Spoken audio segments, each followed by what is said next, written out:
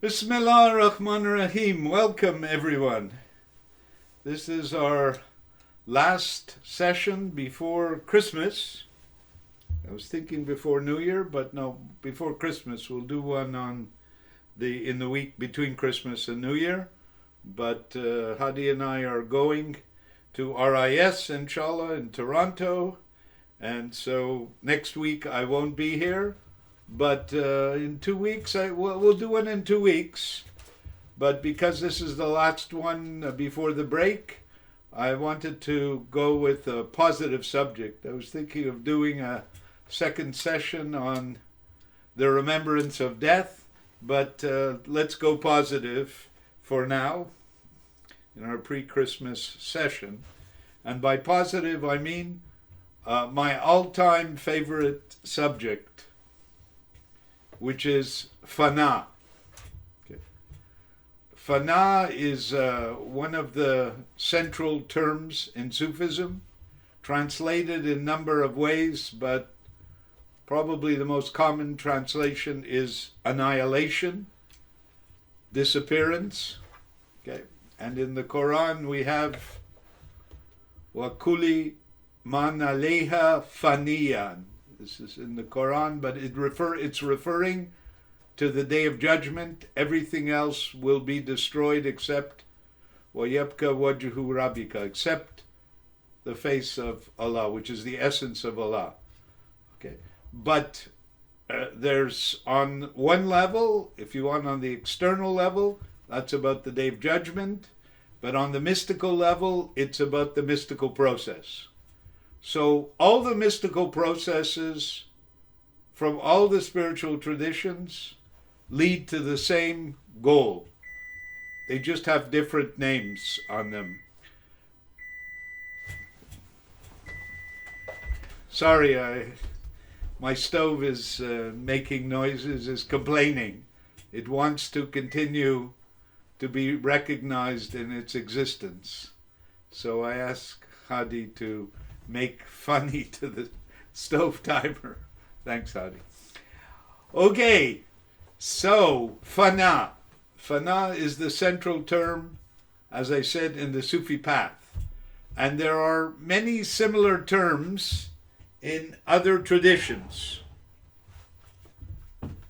Sorry for the Muslims who are too sectarian to want to acknowledge that, but every tradition has a mystical path in it with different terms. I remember before I was Muslim, I was with the Tibetan Buddhists, and they called it shunyata, which meant emptiness. Same thing. The Hindus call it samadhi. The Zen people call it satori. The Christians call it Christ consciousness. And I'd have to speak to one of my Jewish or Kabbalist friends to find out what the Jews call it. I don't know, but I'm sure they have something in the Kabbalah that's equivalent. Okay. So this is the end goal of the mystical process, Fana. But before we go further, I want to tell people, especially Muslims troubled by the fact that maybe other traditions may have something similar, they don't necessarily have the same Sharia. And I do believe that the Islamic Sharia is the most correct form of Sharia, of divine law. And we need to follow that at the same time. Why do I say that? It took me a long time to figure this out, but there are other people in other traditions that attain something that sounds just like Fana. I'm thinking of some of the Advaita Vedantists, or even some of the Buddhists.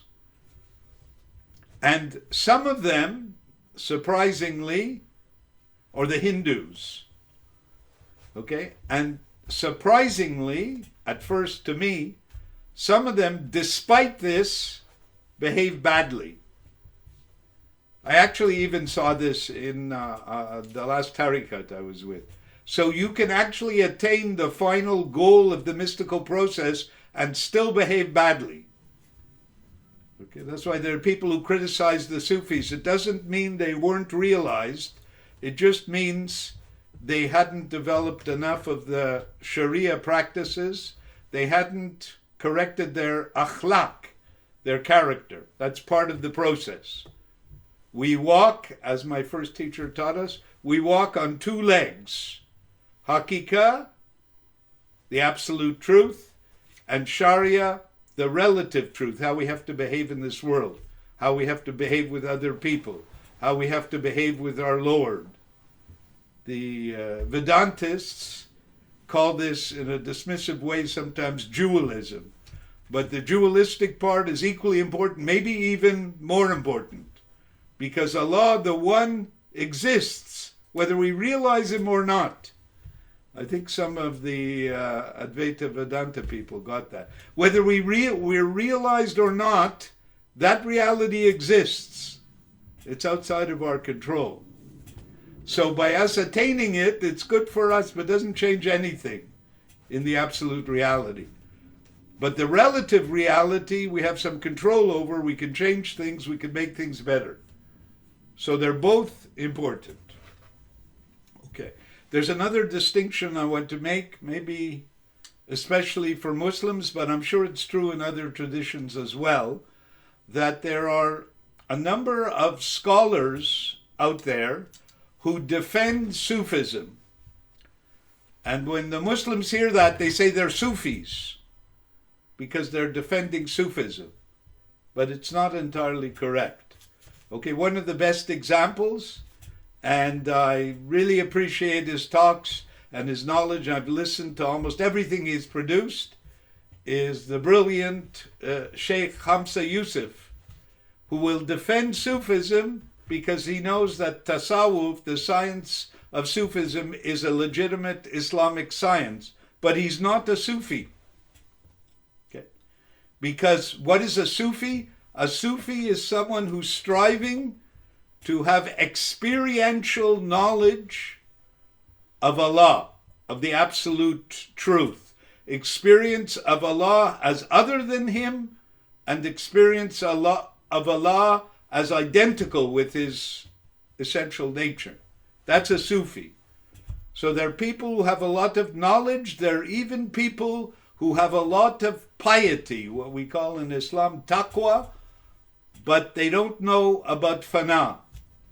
They don't have what's called by the Sufis, they don't have marifat. They're not arifin.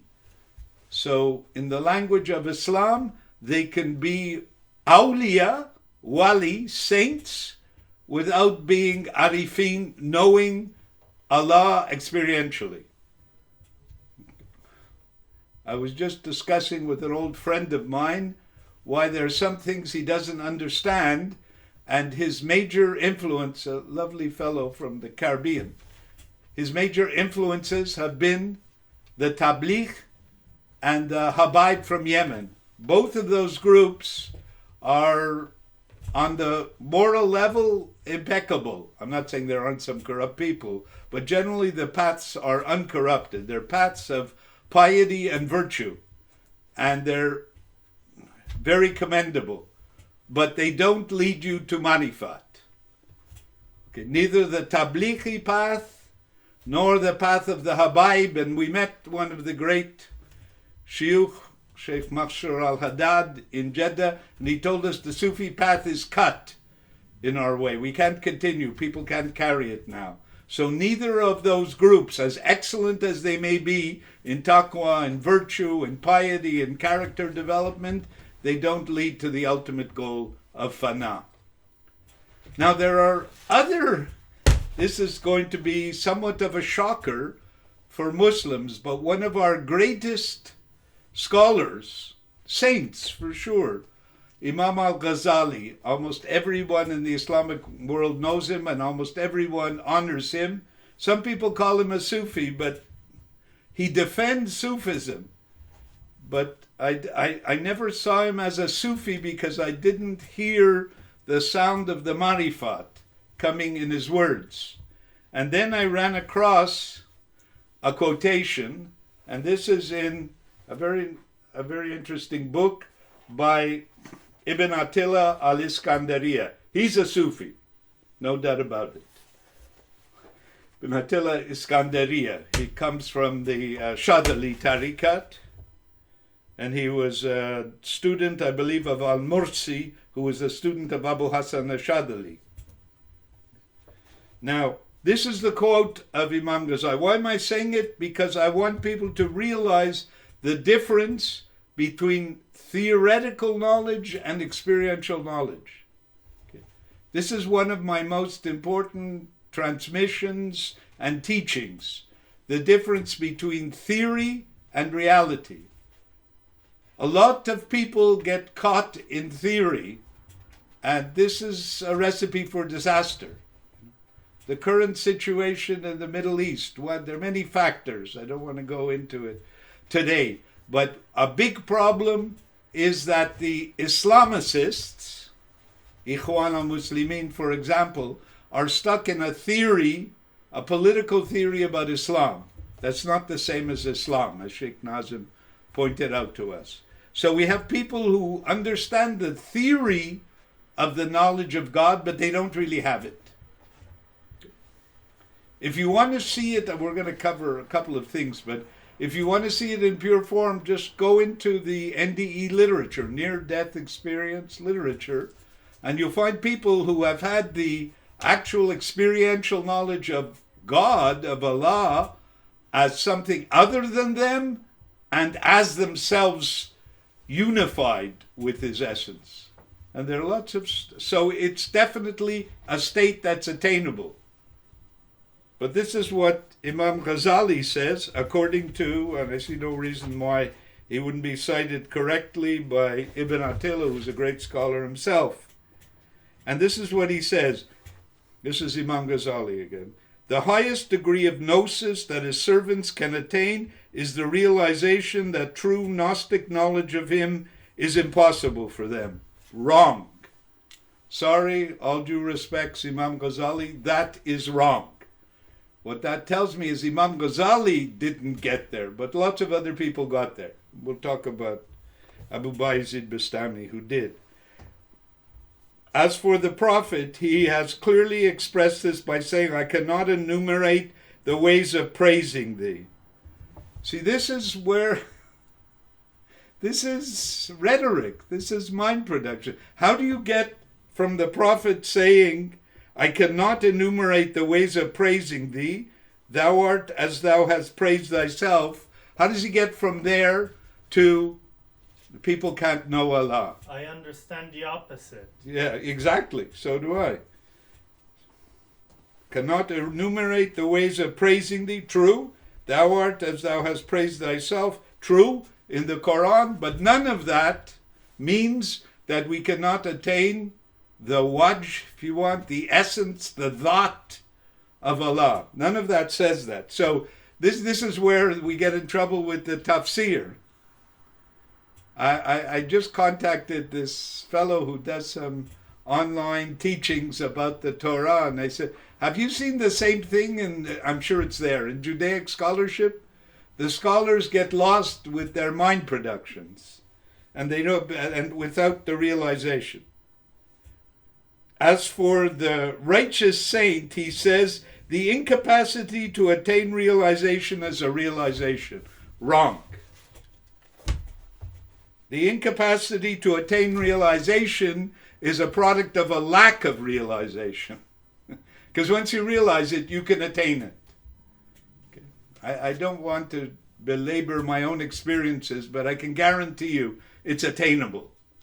But the Sufi is trying to attain it on a more or less permanent basis. That is a lot of work.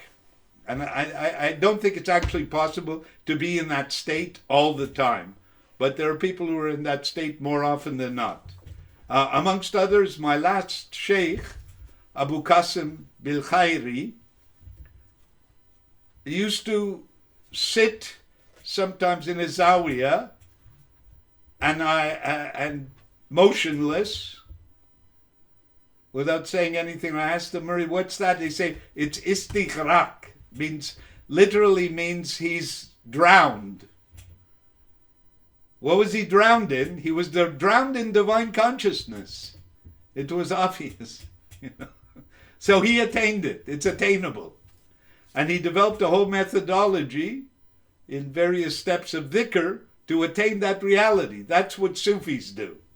Scholars, they just think about these things. Now, one of the greatest of the Sufis that at some point we're going to do Sufi of the Week. And when we do that, we'll probably start with Abu Bayezid Bastami. For those who don't know about Sufism, Abu Bayezid Bastami was one of the great Arifin, and he explains his process and his realization in a very articulate way. I learnt, this is Abu Bayezid, I learnt that it is only when he confers strength that we can carry on our spiritual practices. So the real doer of all acts. So he's telling us that this can only be done with the grace of Allah.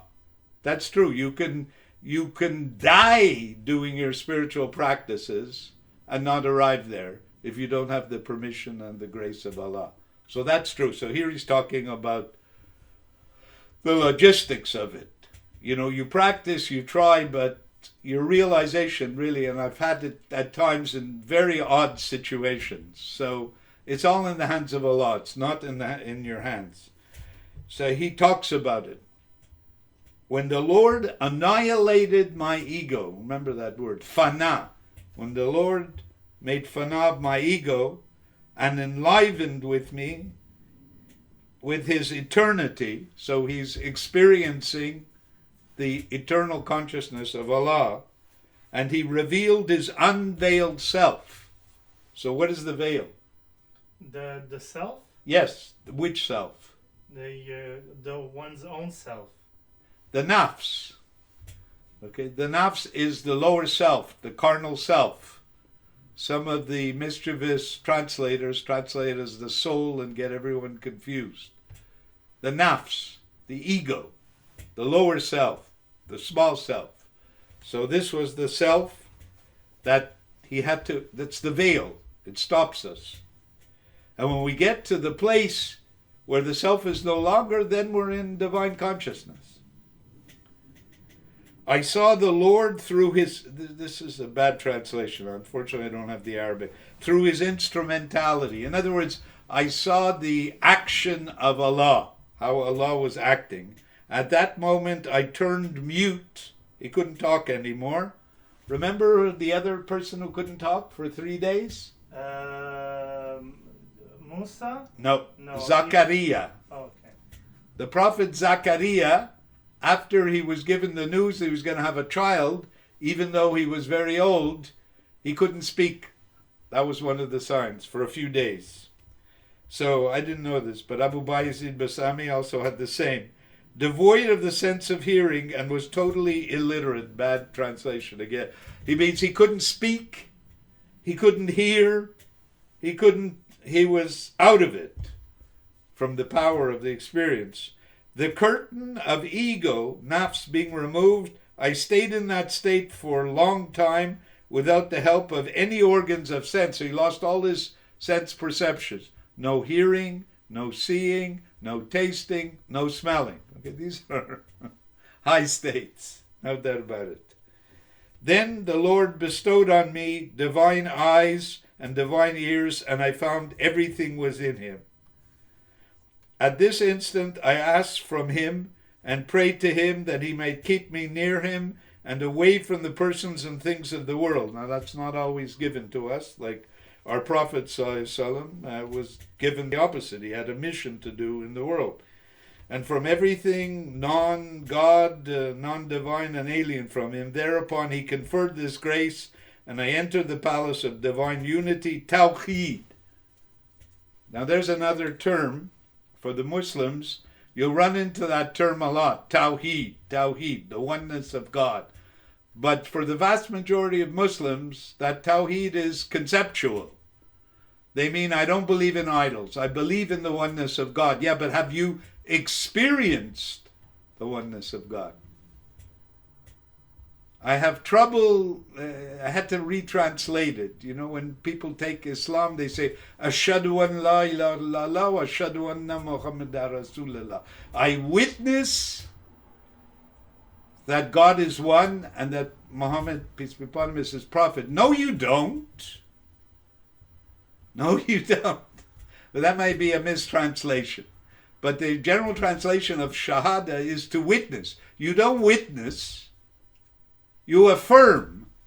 You testify. Testify, thank you. That's an even better word. You testify, you believe now that God is one. You haven't witnessed it yet. 40 more years of prayers and practice and dhikr, maybe you'll witness it. Unless Allah gives you grace before. Okay, so I had to retranslate that Shahada to be able to accept it. Because I know they're not witnessing when they accept Allah. Maybe some, but very rare. Okay, so the curtain of ego is removed, no organs of senses, and then thereupon he was granted the palace of divine unity, where I was told that thenceforth my will shall be his. Okay, that's another aspect. We find that in Christianity also. Thy will be done on earth as it is in heaven. And that's a whole other process to learn how to express the divine will. Not your will, not your nafs, not your desires, not your emotions, the divine will. It's a tough one. Our prophet said something similar. Now, you'll find in the hadith, in Islam, and in the Quran, there's only very few references to these realities. Okay. We mentioned the one in the Quran, وَكُلُّ مَنْ عَلَيْهَا فَانِيًا وَيَبْقَى وَجْهُ رَبِّكَ. And everything upon it is annihilated, vanishes, except for the face of Allah. That's a statement of a mystical state, not only of the Day of Judgment. And then we have, but that's about it in the Quran relative to this. And there's a lot about the theoretical Tawheed, Allah is one, but experiencing Allah is probably not for everyone. It's guaranteed it's not for everyone. It's one of my criticisms of Buddhism and Hinduism. They think enlightenment is for everyone. It's not. So many people become tricksters or frauds or hypocrites because it's only for a few, this realization. But those who it's meant for, we can't be satisfied without it. Now, there's one hadith that most Muslims know. I didn't bring up the misunderstandings of this by the, there's a lot of misunderstandings by the ulama about this hadith. We'll read it, of the Prophet ﷺ, according to, on the authority of Abu Huraira, who was one of the people of the bench, who probably recounted more hadiths than anyone else. Allah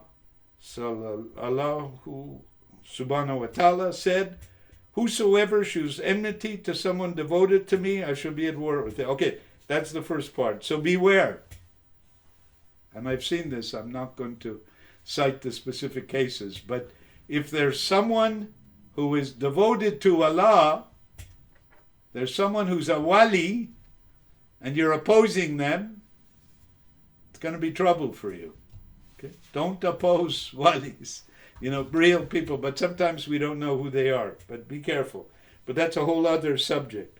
My servant draws not near to me with anything more beloved than the religious duties I've enjoined upon him, and my servant continues to draw near to me with supererogatory works, so that I shall love him. What are the nafila? Okay, extra practices. For the Sufis, these extra practices, we can do extra prayers and salat, but mostly the extra practices are dhikr, remembrance of Allah, which is a form of meditation. When I love Allah, when I love him, I am his hearing with which he hears, his seeing with which he sees, his hand with which he strikes, and his foot with which he walks. Okay. Now when the ulama, most of them hear this, they say, oh, that just means I only look at things that are halal, I only hear things, not music, only hear things that are halal, that everything I do is goodness and I'm in obedience. No, no, no. They just don't understand. This is not about virtue. This is about realization. And when you get to that ultimate realization, you can experience that through your body, you're seeing via the divine consciousness is seeing, and even at times speaking through your voice, and hearing through your ears. So there's no you there. This hadith is about Fana. It's about marifat. When there's only Allah and you're not there anymore, and it's an amazing feeling. You're in ecstasy, you're in love, you're in peace beyond all human understanding. That's the state that this hadith is referring to. And one of the people who, as we mentioned earlier, one of the people who experiences most, probably one of our top arifin, is Abu Bayezid Bastami. Now we're going to do a talk on Abu Bayezid Bastami, but let's do another, for now, let's do another quotation of his, because he's kind of the poster child of enlightenment in Sufism. I ascended to the field of nothingness. Field Maidan. Okay, it's starting to sound like the shunyata practice of the Buddhists, the field of nothingness. Nothingness being everythingness. That's the contradiction. The ulama will never get that by their thought processes. The nothingness is everythingness. What's nothing is your lower self. What's everything is the divine self. Then I continued to fly in it for 10 years until I passed from nothing in nothing through nothing. Okay, I won't even try to explain that. Then I ascended to loss, which is the field of Tawheed, in other words, loss of the self. I continued to fly through nothing and loss until I was completely lost, and I was lost, and was indeed lost even to loss, though nothing in... Okay, it's getting a little bit difficult. Then I ascended to Tawheed in the absence of creatures from the Arif, and in the absence of the Arif from creatures. Okay, the above state is considered an extreme state in Abu Bayezid's experience of selflessness, and Al-Junaid, who is also one of the great Sufi teachers, said that this was Fana an al-Fana, so Fana and Fana. Anyway, we won't even try to get around this. But according to Abu Yazid, the Sufi, having been completely, this is much simpler. That was like beyond the beyond. Beyond the beyond. What's his, the Buddhists talk also about beyond the beyond. Okay. The Sufi, but let's go back to basics here. The Sufi, having been completely self-annihilated, no more lower self, and creatureless, same, subsists, baka, that's the other side of fana. So when the self, the lower self is fani, is annihilated, what appears, what subsists, what continues is the self of Allah, the divine consciousness, on the carpet of God. The self-annihilated becomes self-subsistent, the dead, alive, and the veiled, unveiled. Okay. So at that point, alhamdulillah, you're in the divine consciousness. Now, you have to be careful. There's a famous story about Mansur al-Halaj, who was a student of al-Junaid, who got into trouble because he went around the markets of Baghdad saying, An al-Haq, I am the ultimate truth. And the scholars and the legal people, the jurists told him, don't say that.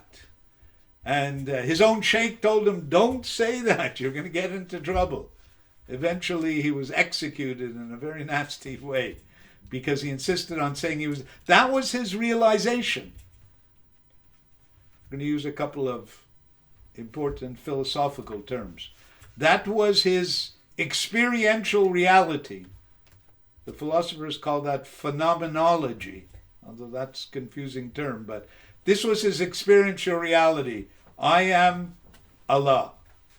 I am the ultimate truth. Okay? But there's the ontology. He isn't.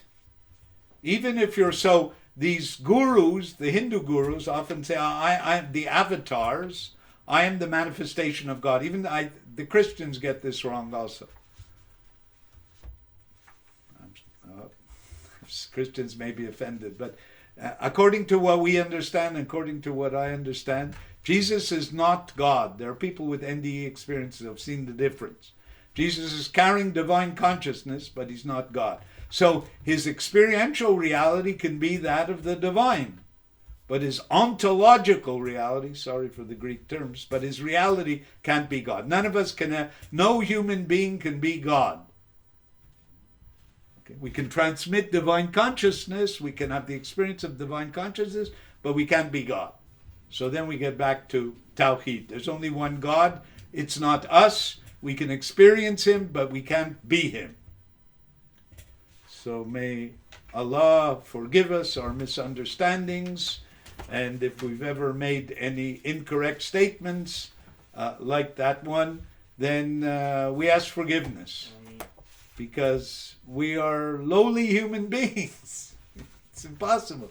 If we take the whole reality together, we're lowly human beings. You know, the other day I lost a piece of a cavity. I was of a cavity that had been filled. I was in pain, serious pain. How can a human who can get into pain because of a minuscule piece of a tooth falling out be God? It just doesn't make any sense.